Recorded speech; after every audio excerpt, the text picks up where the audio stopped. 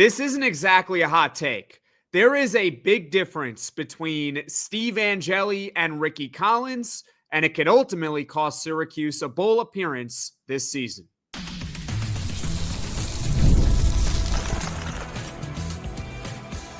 You are Locked On Syracuse, your daily podcast on the Syracuse Orange.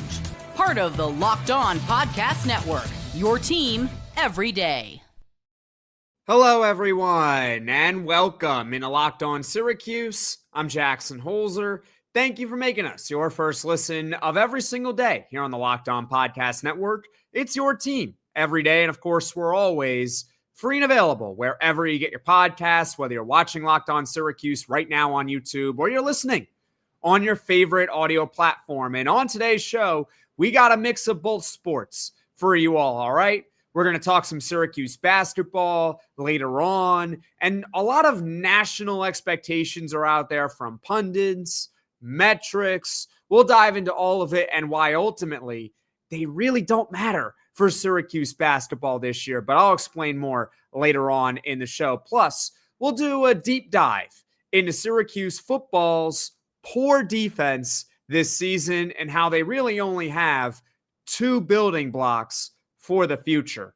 But first, we got to talk about the quarterback play, the difference between Steve Angeli prior to his injury against Clemson and what we have seen so far from Rickie Collins, and all that and more coming up here on today's edition of Locked On Syracuse. We were originally going to do this podcast yesterday, but at the last minute, I scheduled a crossover podcast with the host of Locked On Nittany Lions. It was very last minute. It all came together, and that was the time we could do it. Hopefully you checked that out. So I apologize that this podcast is now coming out today instead of on Tuesday. But regardless, Syracuse.com's Chris Carlson put up a great article the other day, and you can find it on X.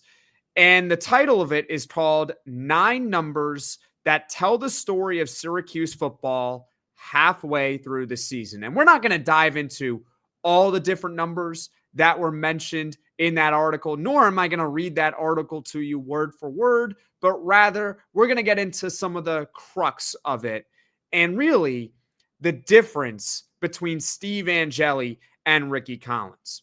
It's no secret, if you have been following along the last couple of games for Syracuse, that this offense has really taken a nosedive. There is a big difference between Steve Angeli at quarterback for Syracuse and Rickie Collins so far as the quarterback of Syracuse football.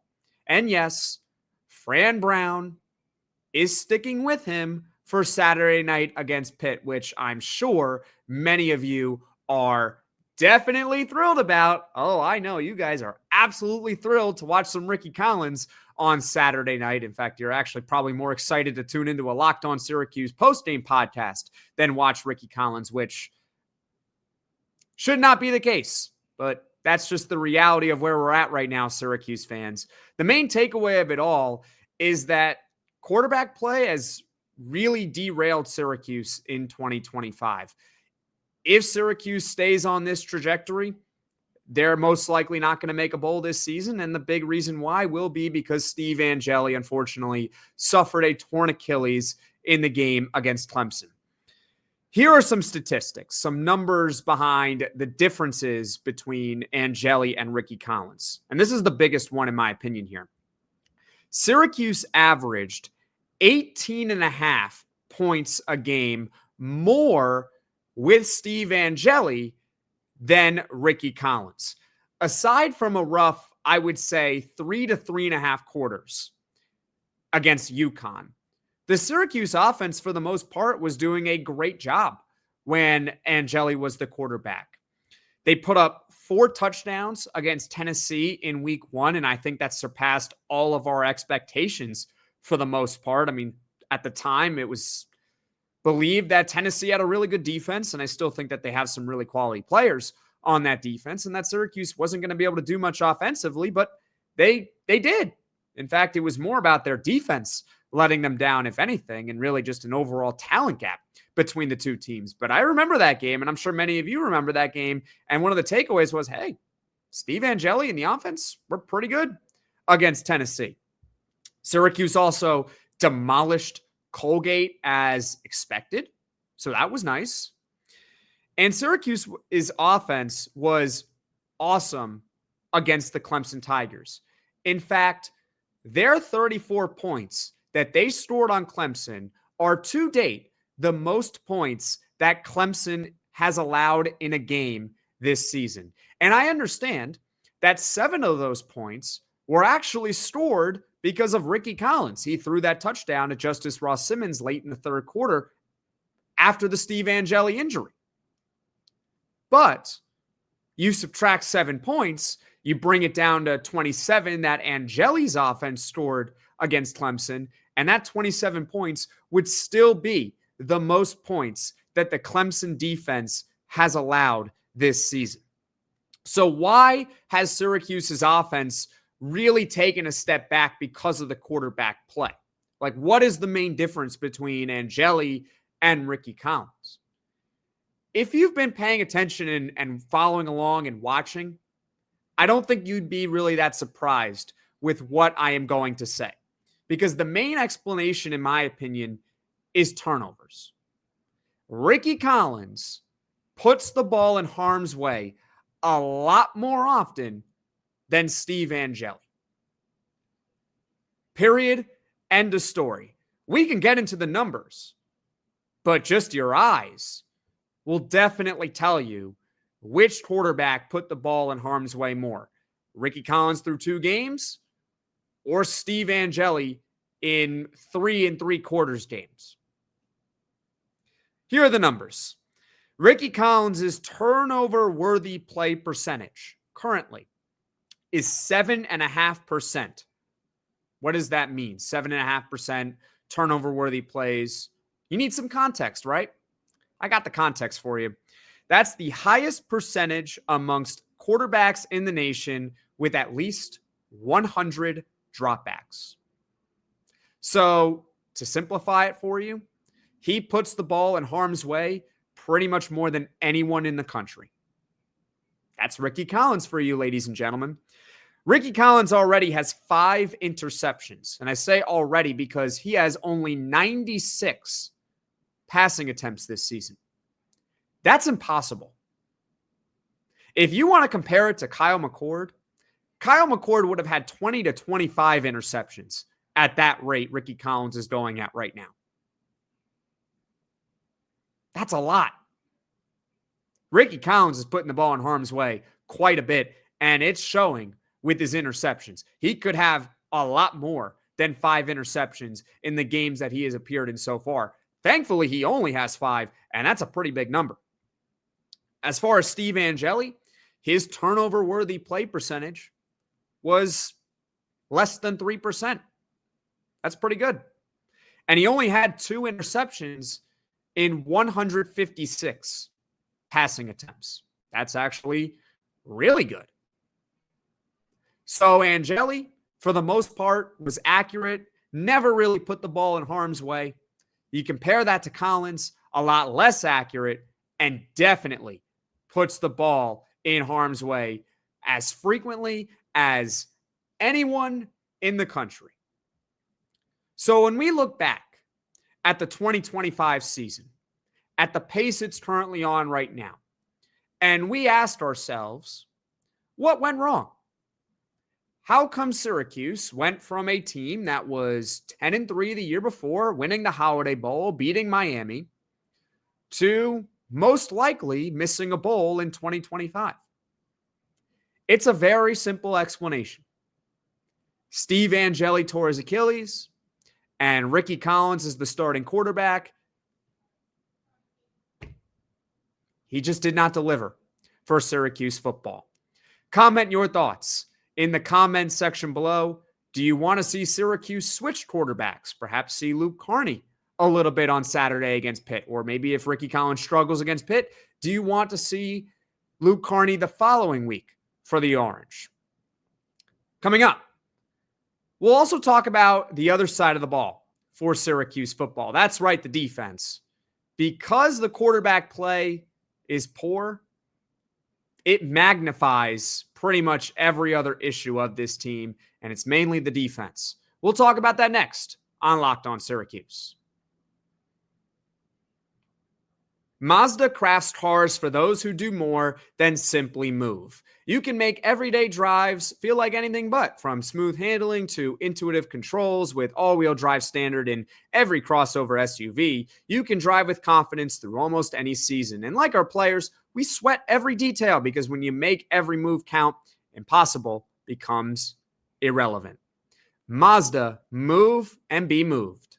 Peloton is shaping the future of fitness with the brand new Peloton Cross Training Tread Plus, powered by Peloton IQ.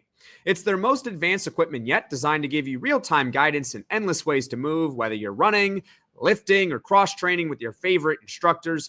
This training reimagined Peloton is built for breakthroughs with tools that help you plan, stay motivated, and reach peak performance. And the personalized class recommendations keep you engaged. You get workouts tailored to your vibe and energy level each week. So let yourself run, lift, flex, and push forward. Explore the new Peloton Cross Training Tread Plus today at onepeloton.com. Jackson Holzer, Locked On Syracuse. I left off the last segment by saying how bad quarterback play can magnify the issues that a football team has. And it actually works in the other way as well, where good quarterback play can mask the flaws of any football team. And we're truly witnessing that right now with Syracuse football. Last year, the Orange, obviously, they had a great quarterback in Kyle McCord, and the team in general was really good. They finished 10-3. They won the Holiday Bowl. That's what happens when you have really good quarterback play. We don't need to talk about how they weren't great on defense last year and how their special teams was atrocious, because overall, the team was good. They had a great quarterback in Kyle McCord, and he was able to mask a lot of the flaws that Syracuse had last year. Fast forward to this season, Steve Angeli. He had Syracuse in a really good position, 3-1. Tore his Achilles, of course, in that fourth game, but still, they were on their way to beating Clemson, and Angeli gets credit with that win. They look like a team that could contend in the ACC this season prior to his injury. But of course, we're now witnessing what happens when Syracuse does not get quarterback play. And the issue that has now been magnified is the fact that this team cannot win with its defense. Great football teams can beat you in multitude of ways. They can beat you throwing. They can beat you running the football. They can beat you playing good defense. In other words, they can win games 38-35. They can also win games 17-14. You pick, they can still beat you. That's what good football teams ultimately do. That's what well-rounded football teams ultimately do. And with Syracuse, they are definitely not a well-rounded team, at least in 2025. And if we're being honest, they weren't exactly a well-rounded team in 2024, but it doesn't matter. When you sometimes have good quarterback play, it can mask the fact that you're not necessarily a well-rounded football team. And to be clear, the issue for Syracuse in 2025 is the defense. We've talked about it before here on Locked On Syracuse. There are only two players that I view on this defense right now as building blocks for the future. Guys that have at least one more year of eligibility beyond this season that I definitely want back with the team next year in a starting lineup. Antoine Delorier, true freshman linebacker, and Demetrius Samuel Jr., a true freshman corner. Everyone else, really not that all impressed. Defensive coordinator Elijah Robinson, I've documented this before here on Locked On Syracuse. Yeah, I don't want him back for year 3. I don't think he deserves another year as the defensive coordinator of Syracuse. Bottom line is that this defense, they definitely need an overhaul this offseason. And we're going to get into some of the numbers in just a moment here, but I have a question for you all. Does anyone actually believe that Syracuse is going to stop the Pitt Panthers on Saturday night inside the Dome? Like, hypothetically, do you think, I'm not even going to throw out a big number for you all, but do you think that Syracuse's defense can hold Pitt to, let's say, 24 points or less? 24 points is still a decent amount of points to give up in a game. That can't be your best with defense if it's 24 points allowed. But, I mean, that's how low my expectations really are with Syracuse's defense. Do you think they can do it? Hold them to 24 or less? I mean, comment your thoughts in the comment section below right now. But here's some context on Pitt. We'll dive more into it on a podcast on Thursday. They changed quarterbacks. They're going with a true freshman by the name of Mason Heinchel. He's made now 2 career starts, and he has looked amazing in those 2 starts. Put up 48 points on Boston College. Then he travels down south to take on Florida State in Tallahassee, mind you. Puts up 34 points and leads Pitt to an upset win.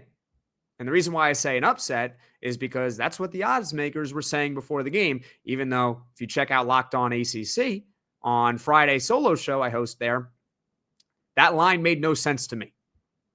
I understand Florida State being favored, but by 10 points, that's one of those very rare times where Vegas was dead wrong about a game even before the start of a game. Completely wrong about it. But I don't think that Syracuse is going to be able to hold Pitt to 24 points or less. And because this offense with bad quarterback play is now here, it seems very, very unlikely that Syracuse can actually win a lot of games here in the second half. Because if you think about it, over the past couple of years, Syracuse has really only had one way to beat you. And that is they're going to outscore you. They're going to score a ton of points on offense, and your offense is not going to be able to keep up. That's how Syracuse won a lot of games last year. That's how Syracuse was winning some of its games this year. I mean, Colgate doesn't really count. I guess UConn was more of a defensive battle, but nobody's going to sit here and say that UConn is a powerhouse. But think about Clemson and how Syracuse's offense was rolling, and the defense at times made some nice plays. They capitalized in moments, but they certainly allowed a lot of yards against Clemson in that one. And I was hoping they were going to build off that performance. Spoiler alert, they didn't build on that one. But here are some numbers behind this defense. Out of 134 teams in the FBS, here are some of the rankings for Syracuse's defense. They allow nearly 450 total yards a game. That is bottom 10 in the nation. They have allowed 140 first downs this year. That's bottom 5 in the nation. They've allowed nearly 30 points a game. That's well outside the top 100 nationally. And Syracuse, by the way, this is more of an individual thing. They only have 2 players on the team right now with at least 2 sacks on the season. Both of these players have 2 sacks, neither of which are defensive linemen. Brahim Long is a defensive back. He's got 2 sacks. Jamie Tremble has 2 sacks. He's a converted tight end playing linebacker now. I mean, hello? This defense is awful. And I want to be clear, I hope it gets better. But there really hasn't been any sign that this defense is going to be better. And yes, you can sit here and say the second half against SMU, sure, they were pretty good in the second half against SMU, I guess, but they allowed 31 points total. I don't think this defense is good at all. And to my point again, back to this, Syracuse really only has one way that they can beat teams. They don't have a good defense. In fact, they have a really bad defense. This is also why when Fran Brown makes some, let's say, curious decisions on 4th down, he's very aggressive with going forward on 4th down. He'll go for it in situations where probably should kick the field goal in a normal circumstance. 4th and 3 at really any down and distance, or 4th and 3 really at any point in the field should be a kick. It should be either a punt or it should be a field goal, unless you're in no man's land. But you get the point that I'm trying to make here. There was an example in the second quarter against SMU where Rickie Collins missed Yassine Willis open in the left flat. But really, if you think about it, Syracuse probably should have tried the field goal in a normal circumstance. But Fran Brown, oftentimes, he's very aggressive and goes for it because he knows that his defense is not very good. And so that's why I support him when he goes for it most of the time, because which do you trust more? And at this point, I don't know who you trust more, because you have Rickie Collins as your quarterback. But when you had good quarterback play, who do you trust more? Your quarterback and your offense, or your shaky defense? And at the end of the day, 3 points aren't going to matter much. So for the rest of 2025, what does this mean? I mean, it would be great if the defense could turn it around, but that's not my expectation for this defense. The more realistic expectation, and the hope, I should say, is that Syracuse can find 1 to 2 more players that they can view as building blocks for the future. We know that Antoine Delorier is a priority. We know that Demetrius Samuel is a priority. Is there anyone else that jumps out to you? So far, not really for me, at least on my end, but hopefully that can change in the second half of the year. This is an opportunity, I think, for a lot of young guys to get involved. This is the time to play some true freshmen. There's really nothing to lose on that end. It's different with quarterback play and Luke Carney compared to every other position, in my opinion. I just want to throw that out there. But this is a great opportunity for a lot of young guys to try to separate themselves and to prove that maybe they deserve to be starters in 2026 with their play at the end of 2025. Because right now, I can pencil in Antoine Delorier as a starting linebacker. I can pencil in Demetrius Samuel as a starting corner. Every other position in 2026 is up for grabs. Comment your thoughts in the comments section below. Your thoughts on Syracuse's defensive play in 2025. And coming up, we're going to switch sports. We'll talk some Syracuse basketball and how the national expectations do not matter for this season. So stick with me here on Locked On Syracuse. The holidays are going to be here before you know it, which is pretty exciting, but getting your home ready for guests and celebrations can feel like a lot. Maybe you need more serveware, needs a refresh, right? Or the guest room could use some new bedding. Wayfair has everything you need to get your home holiday ready, from Christmas trees, bedding, cookware, outdoor inflatables. It's your one-stop shop for every room in the house. And Wayfair makes it easy to personalize your home for the holidays with a huge selection for every style and budget. And with free and easy delivery, even on the big stuff, you can get everything you need with the hassle of huge delivery fees. Now, instead of stressing about getting the house ready, you can actually enjoy the holidays with friends and family. Get organized, refreshed, and ready for the holidays for way less. Head to wayfair.com right now to shop all things home. That's WAYFAIR.com. Wayfair, every style, every home. When the opening whistle blows on a new repair, get your crew moving forward with Supply House. Order today and see parts on your doorstep tomorrow. Over 280,000 plumbing, HVAC, and electrical items from the most trusted brands in the business. Their real-time inventory and honest lead times keep you from punting projects, while their industry-leading customer service always has your blind side covered. Join the free Trademaster program today and score serious perks like priority shipping, lower prices, and a dedicated support line. Visit supplyhouse.com to sign up for free and use promo code SHCollege5 for 5% off your first order. That's supplyhouse.com. Real people, real service. College basketball season is fast approaching. In fact, Syracuse basketball has some exhibition games at the end of October, and they actually tip off the regular season on November 3rd at home against Binghamton. And so with that being said, because basketball season really is right around the corner, a lot of preseason national expectations are out from all of your favorite pundits, all of your favorite experts, all of your favorite advanced analytics. And I know what a lot of you are probably thinking right now. They don't matter. They are meaningless. Preseason expectations mean nothing. Something along those lines, right? Am I way off base here? That's generally the reaction I get on this podcast whenever we do something related to preseason expectations. And it's okay. It's okay, but I'm usually the one who has to come on here and say, hey, I like preseason expectations from national people. I like it from outside of Syracuse because it offers a different perspective. Whether they're right, whether they're wrong, at least it's someone else is paying attention to the program outside of us. I think it's generally a good thing, preseason expectations from people outside of Syracuse. But with that being said, for the first time, I actually agree with you. The preseason expectations for Syracuse basketball from anyone outside of Syracuse, they don't matter at all this year. The expectation for Syracuse is to make the NCAA tournament in 2025-26, or else, well, you can fill in the blank what happens.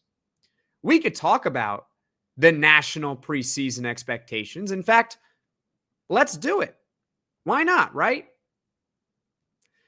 ACC preseason poll recently came out. Syracuse picked to finish 9th in the conference out of 18 teams. KenPom, Syracuse ranked 68th nationally. Now, I know what you might be thinking. Well, Jackson, I mean, that's tournament expectations right there, right? That's tournament expectations. Not exactly. Yes, the NCAA tournament has 68 tournament teams. So in a hypothetical fantasy land, being the 68th best team in the country means you're a tournament team. But you have to keep in mind all the automatic qualifiers that get into March Madness. Think about all the conferences out there that get one team in because that team simply won their conference. Auto bids. So in reality, in order to be on the bubble for March Madness, your team has to be ranked around the top 40 nationally to be considered for the NCAA tournament. If you want to safely be in the NCAA tournament, you got to really be a top 25 team, maybe top 30. But once you get to 35, 40 nationally, you're on the bubble to make the tournament because of all the automatic qualifiers that get in. So being 68th in KenPom sounds good, but in reality, it's not very good for Syracuse basketball. Evan Maya used that tool a ton in the offseason to provide further context on a lot of Syracuse basketball's transfer portal additions they made. Well, Evan Maya has Syracuse at 63rd nationally, and Bart Torvik has Syracuse at 61st nationally. The preseason Associated Press top 25 also came out. The Orange were, unsurprisingly, not in the top 25, and they also did not receive a single vote to be top 25 in the nation in the preseason. And ESPN bracketology. We all love Joe Lenardi here on Locked On Syracuse. I know we do, and I know he loves Syracuse basketball. Syracuse not listed in the first ESPN bracketology. In fact, Syracuse not even listed as a bubble team. So once again, the national media and the national advanced metrics that are available to all of us, they don't have Syracuse in the NCAA tournament. They don't have high expectations for Syracuse. And what I would say in normal circumstances is, hey, you know what? We should adhere to that. You know, if Syracuse were to overachieve the expectations and not make the NCAA tournament, well, you know, it could still be a good year for Syracuse, right? But let's be very clear. They don't matter at all. I don't care about them. I'm sure many of you also don't care about the national expectations for Syracuse basketball. They don't matter. Why don't they matter? This is year 3 of Adrian Autry. He got a third year.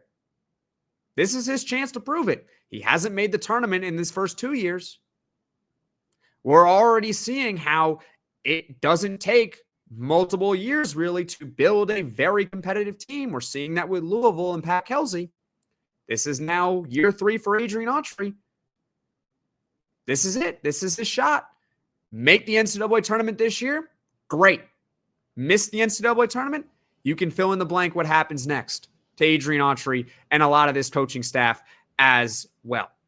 Because Syracuse, they have not made the NCAA tournament since 2021. And yes, I know that predates Adrian Autry being the head coach, but he's contributed to half of the drought.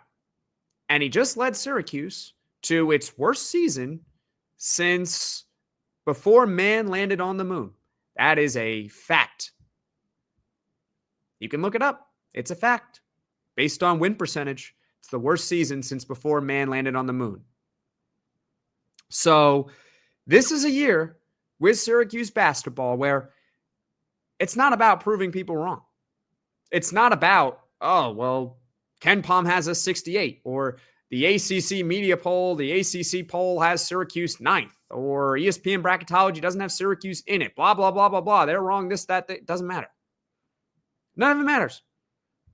This team is either going to make the tournament and we're all going to be happy and it's going to be awesome and Syracuse will have Adrian Autry and the staff back for year 4, or they're not going to make the tournament and this staff will probably be gone and many of the players will be gone as well. What are your expectations for Syracuse basketball? Do you agree with the national experts and the national metrics? Comment your thoughts in the comment section below. As far as what's coming up on this podcast in the near future here, tomorrow we'll go back to some football talk. We'll preview Syracuse's upcoming game against the Pitt Panthers. On Friday, we got Poll Friday. We will do last thoughts and predict the outcome of Syracuse and Pitt.